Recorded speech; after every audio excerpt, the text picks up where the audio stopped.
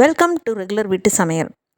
ரொம்பவே டேஸ்டியான ஒரு சைட் டிஷ் ரெசிபி தாங்க இன்றைக்கி நம்ம பார்க்க போகிறோம். ரொம்பவே சிம்பிள். அதுக்கு ஒரு குக்கரில் ஒரு கைப்பிடி அளவு பாசிப்பருப்பை அளந்து போட்டு 2லேருந்து 3 தடவை தண்ணி ஊற்றி நல்லா அலசி கழுவுனதுக்கப்புறம் தண்ணியை வடிச்சிட்டு அது எல்லாமே நல்லா டிப் ஆகிற அளவுக்கு தண்ணியை ஊற்றி குக்கரை மூடி போட்டு வெயிட்டை போட்டு இதை நல்லா வேக விட்டுடலாம். 2லேருந்து 3 விசில் விட்டு எடுத்தால் நல்லா சாஃப்டாக குழைவாக நம்மளோட பாசிப்பருப்பு வெந்து வந்துடும். இது ஒரு பக்கம் வெந்துட்டு இருக்கும்போது ஒரு பவுலில் ஒரு சின்ன நெல்லிக்காய் அளவு புளி எடுத்து அதில் தாராளமாக தண்ணி விட்டு இதை நல்லா ஊற விட்டுடலாம். இது நல்லா ஊறிட்டு இருக்கட்டும்.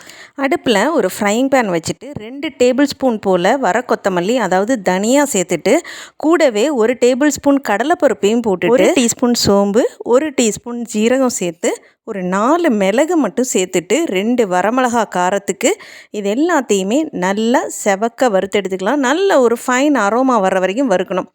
இப்போ தேங்காயை நான் பல்லாக போடுறதுனால ஒரு கைப்பிடி தேங்காயை இது ஒரு 40% வறுபட்டோடனே சேர்த்துட்றேன். திருவுண தேங்காயாக இருந்தால் கடலைப்பருப்பெல்லாம் நல்லா செவந்ததுக்கப்புறம் போட்டு லைட்டாக வதக்கி விட்டால் பர்ஃபெக்டாக இருக்கும்.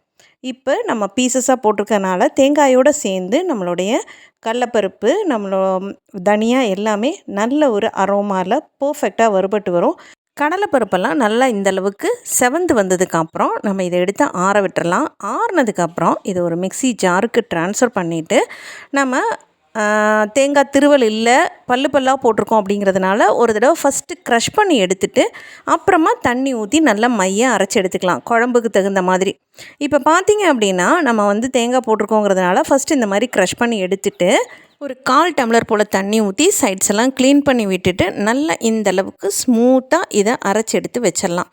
இப்போ நம்மளுடைய குழம்புக்கான மசாலாவும் ரெடி. பருப்பு வெந்துருச்சு, புளி ஊறிட்டுருக்குது. இப்போ ஒரு கடாயில் முடிஞ்ச வரைக்கும் அடிகனமான பாத்திரமாக எடுத்துகிட்டு அதில் 1.5 ஸ்பூன் போல் நல்லெண்ணெய் விட்டுக்கோங்க. நல்லெண்ணெய் தான் ரொம்பவே டேஸ்டியாக இருக்கும். கூடவே ஒரு ஸ்பூன் கடுகை போட்டு கடுகு நல்லா பொரிஞ்சு வந்ததுக்கப்புறம் ஒரு 15 சின்ன வெங்காயம் கூடவே ஒரு பெரிய வெங்காயம், சின்ன வெங்காயம் பெரிய வெங்காயம் சேர்த்து போடும்போது அந்த கொச்சோட டேஸ்ட் அவ்வளோ பர்ஃபெக்டாக இருக்குங்க. இதில் எகெயின் 2 பச்சை மிளகா காரத்துக்கு ஆட் பண்ணியிருக்கோம். ஆல்ரெடி மசாலாவில் 2 வரமிளகா போட்டிருக்கோம். இது எல்லாத்தையுமே நல்லா வதக்கி விட்டுட்டு எண்ணெயில் இது எல்லாமே ஒரு கண்ணாடி பதத்துக்கு வதங்கி வரணும். அந்த அளவுக்கு வதங்கி வர்ற வரைக்கும் வதக்கிட்டு ஒரு 3 தக்காளி நல்லா பழுத்த தக்காளியாக கலர்ஃபுல்லாக இருக்கிறத நல்லா பொடியாக இந்தளவுக்கு அரிஞ்சு இதில் சேர்த்துட்டு கூடவே குழம்புக்கு தேவையான அளவு உப்பு 1 ஸ்பூன் கல்லுப்பு சேர்த்துருக்கிறேன். கொஞ்சமாக மஞ்சத்தூள் அப்புறம் 1 ஸ்பூன் போல் பெருங்காயம் போடலாம். நல்லா பெருங்காயத்தை தாராளமாக போடும்போது அதோடய ஃப்ளேவர் அற்புதமாக இருக்கும். இப்போ எல்லாத்தையும் நம்ம மினிமம் ஒரு 2 நிமிஷம் நல்லா கலந்து விட்டுட்டு ஒரு 2 இனுக்கு கருவேப்பிலையும் இதில் போட்டு இது எல்லாத்தையும் கலந்து விட்டுட்டு தக்காளியை நல்லா ஸ்மூத்தாக ஸ்மாஷியாக வணங்கணும். அப்படிங்கிறதுனால மூடி போட்டு ஓப்பன்லேயும் நல்லா மசிச்சு நல்லா வதக்கி எடுத்துடலாம்.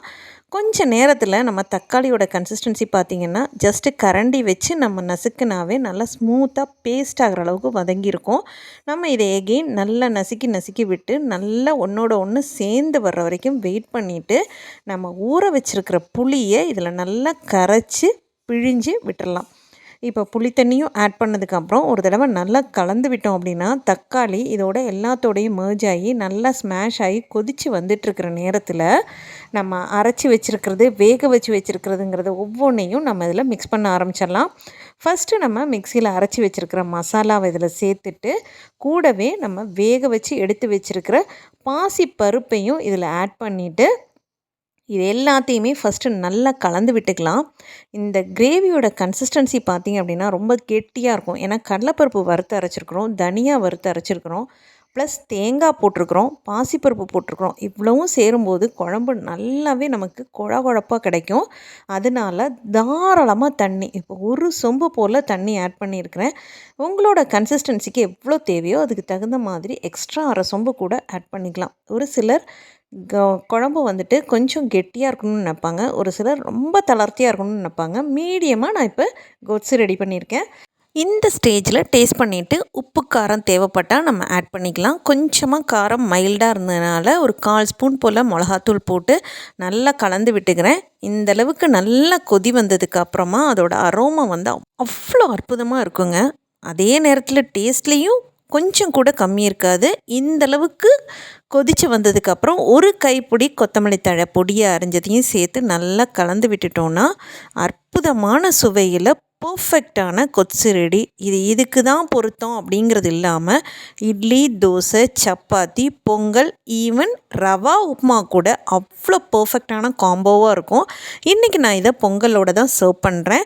நீங்களும் இதே மாதிரி செஞ்சு பாருங்கள்.